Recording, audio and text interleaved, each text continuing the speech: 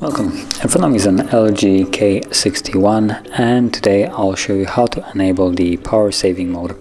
So to get started, hold down the notification panel and find the battery saver toggle, which is right here for me, and you can simply tap on it.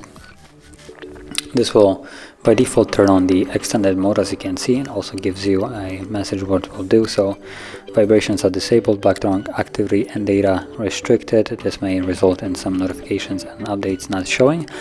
This is so when you lock the device, it will disconnect from Wi-Fi and your roaming or whatever, like the internet is from the provider, and it will only re-enable it when you're wake up the device.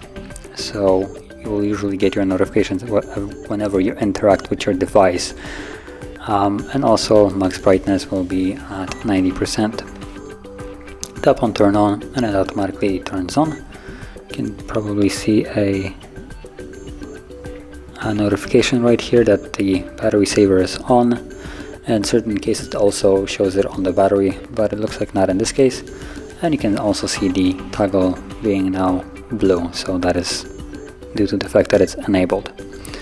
Now, apart from the extended mode, we also have the maximum, and when you actually turn that on, it does a little bit more. So Wi-Fi, Bluetooth location are all restricted, night mode is on, so everything will be black, vibration again disabled, all the previous things that were in the extended mode now are in the maximum, and additionally there is more to it. And when you switch it on, you will see that everything is now in black. And from here you can leave it. There's no wallpaper anymore, that is to save the battery.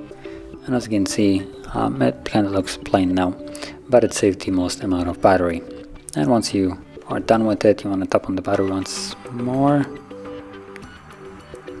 Hold it, this will take us to the setting, so you can tap on off from here, and as you can see now it's back to normal.